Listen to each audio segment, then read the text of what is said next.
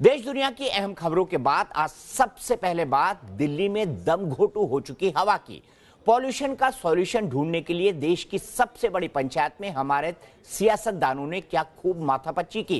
कांग्रेस ने कहा सरकार नाकाम है। बीजेपी सांसद बोले पहले सीएम खांसते थे, अब दिल्ली खांस रही है। और यह सुनकर आम आदमी पार्टी बिफर गई। कहा अगर निजी हमले से पॉल्यूशन कम हो जाए तो बीजेपी रोज अरविंद केजरीवाल को गाली दे। पर हमारा सवाल यह है कि आखिर रोजाना बड़ी होती इस समस्या के लिए किसी के पास कोई सॉल्यूशन क्यों नहीं है? क्यों हंगामा सियासी है जब दम तो उनका भी घुटता है जो आज संसद में बहस कर रहे थे।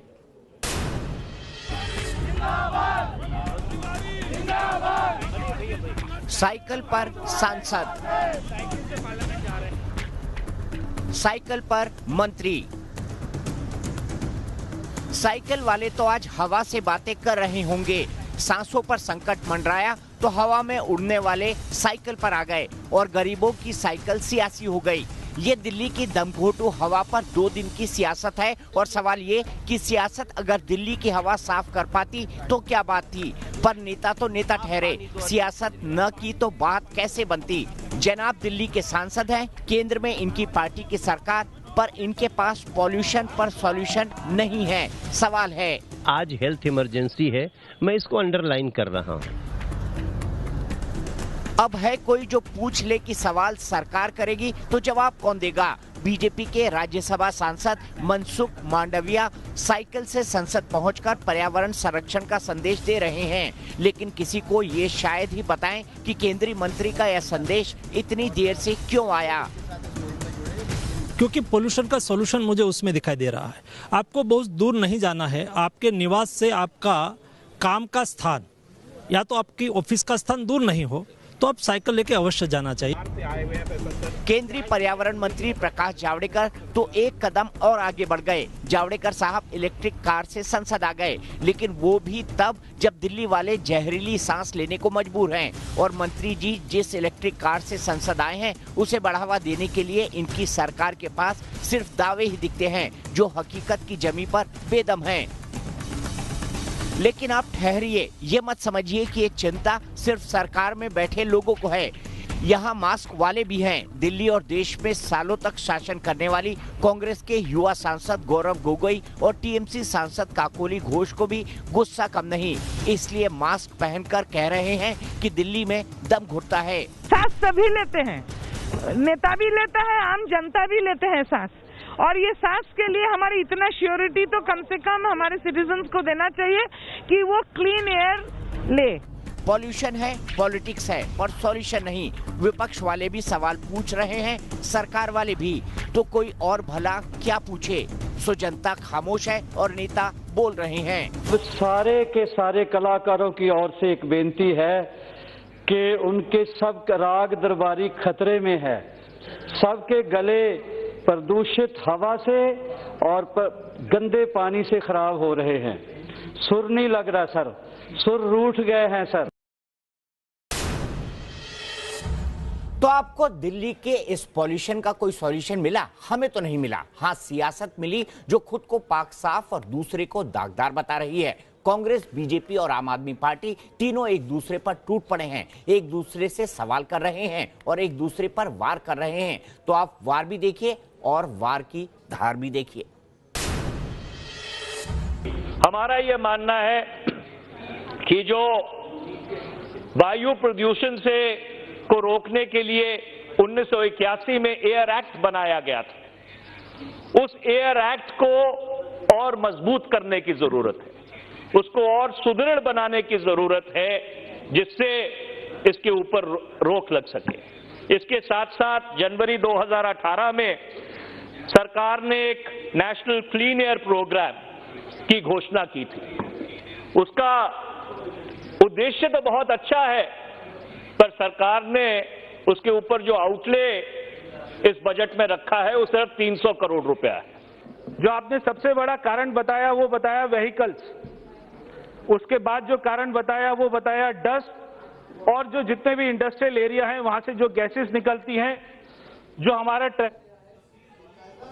दिल्ली में प्रदूषण पर सियासत एक दूसरे को उसका गिरेबा दिखा रही है, पर सवाल यह है कि क्या ये एक दिन की समस्या है और इस सियासी हंगामे से क्या पॉल्यूशन का कोई सॉल्यूशन भी निकलेगा। दिल्ली में प्रदूषण की 5 अहम वजह हैं, जिसमें पराली का जलना भी बड़ी वजह है। सफर की रिपोर्ट के मुताबिक इस साल नवंबर के पहले हफ्ते में प्रदूषण में पराली जलाने से निकले धुएं का योगदान 35% था। पराली को लेकर देश की सबसे बड़ी अदालत भी नाराजगी जाहिर कर चुकी है। दिल्ली की आबोहवा को जहरीला बनाने वाली ये पराली आमतौर पर हरियाणा और पंजाब के खेतों में जलती है, तो सवाल यह है कि फिर केंद्र सरकार इसको लेकर कोई ठोस कानून क्यों नहीं बनाती। प्रदूषण की दूसरी बड़ी वजह इंडस्ट्रियल पॉल्यूशन है। 2018 की टेरी की रिपोर्ट के मुताबिक दिल्ली में इसका योगदान 30% तक है। तो फिर सवाल यह है कि दिल्ली सरकार आखिर इन उद्योगों को लेकर कोई सख्त कानून क्यों नहीं बनाती, इन पर वक्त रहते नकेल क्यों नहीं कसी जाती। गाड़ियां भी दिल्ली में प्रदूषण को बढ़ाने में बड़ा योगदान देती हैं। 2018 में टेरी की रिपोर्ट के मुताबिक इसका योगदान करीब 28% तक है।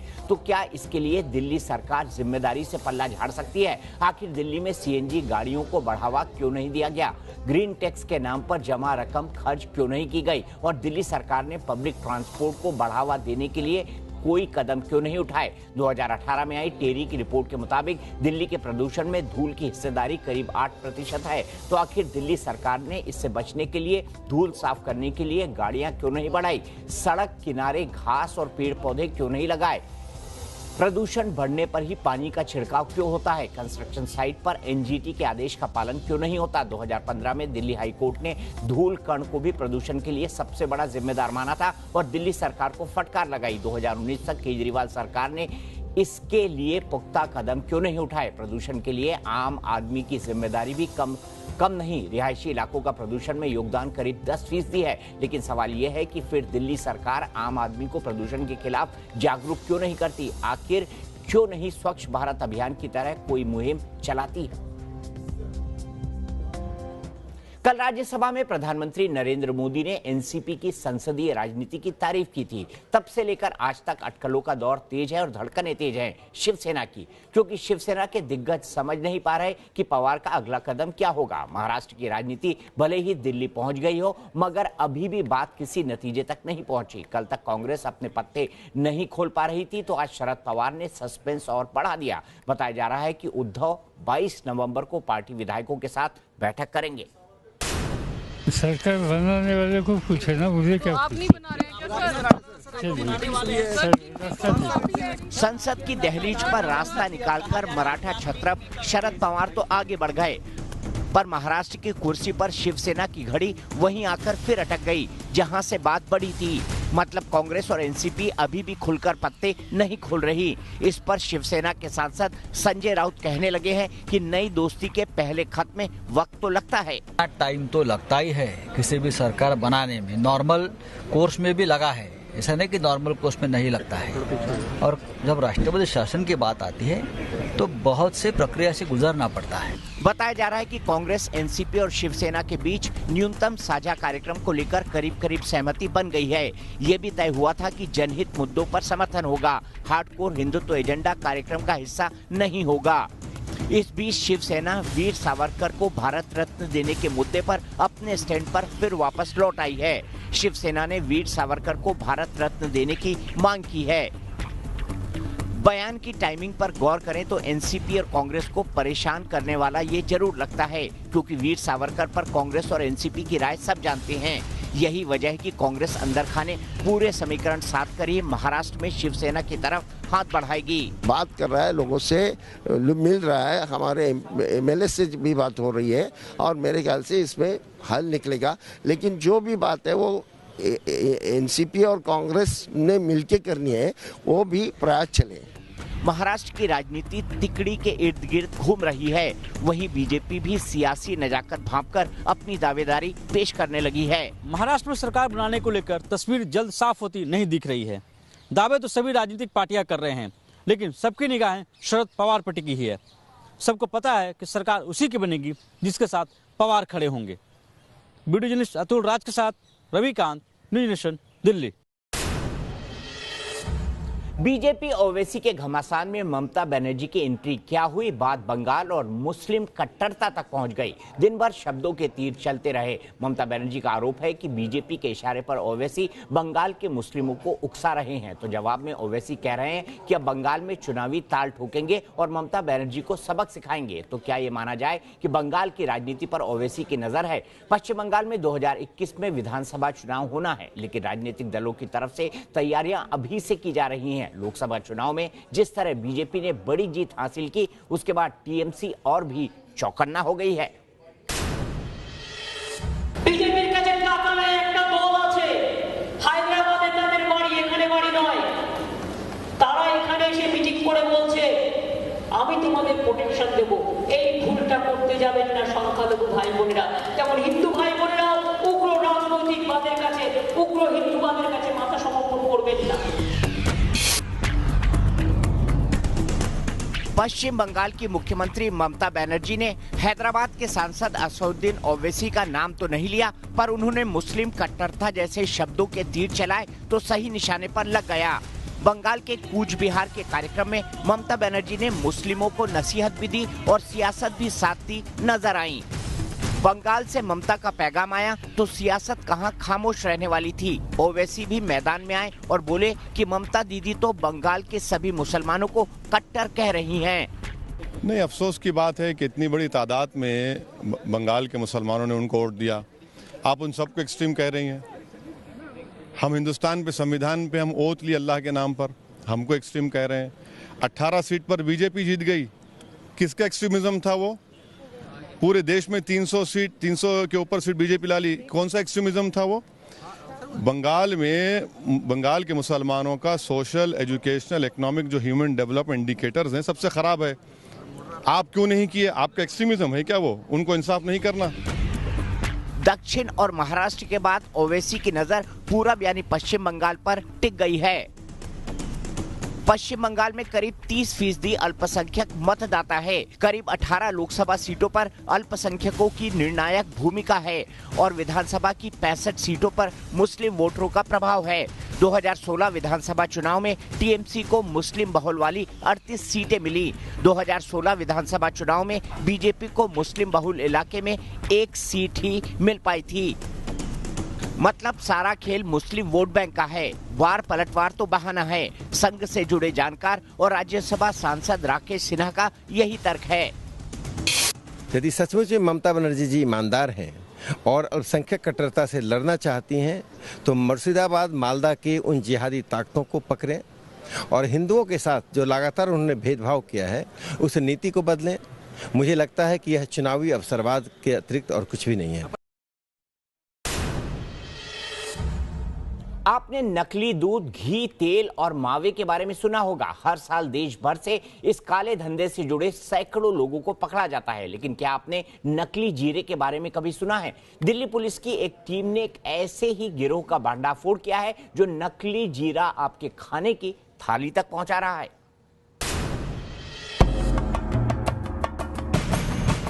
इन दोनों तस्वीरों में आपको जीरा दिख रहा है।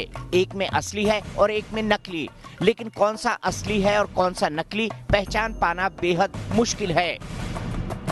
दिमाग पर ज्यादा जोर मत डालिए। इस बोरे में भरा ये जीरा नकली है, जिसमें न जाने कितनी बार आपने सब्जी में छौंक लगाया होगा, तो कभी रायते में डालकर इसकी महक ली होगी, जायका लिया होगा। अब इसे बनाने का तरीका भी देख लीजिए। खास तरह की घास के टुकड़ों में ये पाउडर मिलाया और हो गया नकली जीरा तैयार। अगर दिल्ली पुलिस ने इन जहर बांटने वालों को न पकड़ा होता तो ये ऐसे ही आपके खाने को जहरीला बनाते रहते। तस्वीरें दिल्ली के बवाना की है, जहां पुलिस ने नकली जीरा बनाने वाली एक फैक्ट्री का भंडाफोड़ किया। इस फैक्ट्री में बड़े पैमाने पर नकली जीरा बनाकर बाजार में बेचा जा रहा था। पुलिस ने पकड़े गए आरोपियों के कब्जे से 20 क्विंटल नकली जीरा पकड़ा है और इस धंधे से जुड़े 5 लोगों को गिरफ्तार किया है। एक इनका मेन सरगना रहा है लालू, वो भी हमारी गिरफ्त से बाहर है। क्या नाम है सर? लालू को पकड़ना भी बाकी है, वो फरार हो गया। लालू एक ऐसा आदमी है जिसने इनको इस ट्रेड में इंट्रोड्यूस करवाया है कि किससे खरीद होनी है सामान ही। पुलिस के मुताबिक ये लोग एक खास तरह की घास, स्टोन पाउडर और सीरे का इस्तेमाल कर नकली जीरा बना रहे थे। नकली जीरे को बनाने के लिए ज्यादातर सामान राजस्थान से लाया जाता था। तैयार नकली जीरे को यूपी, राजस्थान समेत कई राज्यों में बेचा जाता था। ये नकली जीरा बनाने का काम करते हैं और ये जीरा जो है पूरी तरह से ही जो है, इसमें ये नहीं कि मिलावट हो रही है, ये मूलतः रूप से ही बिल्कुल नकली चीज बना रहे हैं। और इसके एक पूरा मैन्युफैक्चरिंग का पूरा जो इनका सेटअप था, हमने उसको भी रेड करके पकड़ा है। दिल्ली पुलिस को नकली जीरे के काले कारोबार से जुड़ी खुफिया जानकारी मिली थी, जिसके बाद पुलिस टीम ने खाद्य विभाग के अधिकारियों के साथ यहां छापा मारा। पकड़े गए सभी आरोपी उत्तर प्रदेश के शाहजहांपुर के रहने वाले हैं। बाजार में जीरे का भाव करीब 400 रुपए किलो है, लेकिन ये नकली जीरा महज 20 रुपए किलो में बेच रहे थे। अब आपको एक ऐसी तस्वीर दिखाने जा रहे हैं जिसे देखकर ऐसा लगेगा कि बादल ही जमीन पर उतर आए हों या फिर एक शहर आसमान में बस गया हो। यूं तो ऑस्ट्रेलिया का सिडनी देश दुनिया के सैलानियों की पसंदीदा जगहों में से एक है, मगर न्यू साउथ वेल्स के जंगलों में लगी आग से सिडनी में ऐसा धुआं छाया कि लोगों को घर में रहने की सलाह दी गई है। धुंध की वजह से सिडनी वालों को सांस लेने में दिक्कत आने लगी है और तापमान में अचानक इजाफा हो गया है। नौबत यहां तक पहुंच गई है कि अथॉरिटी को हेल्थ इमरजेंसी का ऐलान करना पड़ा है। बादलों के बीच इमारतों की झलक ऐसी कि मानो आसमान में बसी कोई इंसानी बस्ती हो। मगर यह है ऑस्ट्रेलिया के सिडनी का हाल, जिसे धुएं की मोटी मोटी चादर ने अपनी गिरफ्त में ले लिया। तेज हवाओं के चलते जंगलों का धुआं शहरों में पहुंच रहा है। ऑस्ट्रेलिया के बड़े शहरों में से एक सिडनी, जिसकी पहचान यहाँ की चमक दमक और ओपेरा हाउस से है, दुनिया में जिसे स्पोर्ट्स हब कहा जाता है, वो शहर आज बंधक बन गया है। लोग घरों में कैद रहने के लिए मजबूर हैं। जहरीली हवाओं के चलते करीब 50 लाख की आबादी प्रभावित है। कई इलाकों में प्रदूषण का स्तर राष्ट्रीय मानक से 8 गुना ज्यादा तक हो गया है। नौबत यहां तक पहुंच गई है कि सड़कों पर सन्नाटा पसरा है। सैलानी सिडनी छोड़ने पर मजबूर हो गए हैं। न्यू साउथ वेल्स के जंगलों में लगी आग की वजह से सिडनी का दम फूलने लगा है। दरअसल ऑस्ट्रेलिया के कोस्टल जंगलों में इन दिनों भीषण आग लगी हुई है। आग की लपटें तो सिडनी से काफी दूर हैं, मगर तेज हवाओं के चलते धुएं ने सिडनी को हिलाकर रख दिया है। इससे एयर क्वालिटी खतरनाक स्तर तक पहुंच चुकी है। स्वास्थ्य विभाग ने फिजिकल एक्टिविटी रोकने के लिए कहा है, साथ ही आउटडोर गेम्स पर भी रोक लगाई है।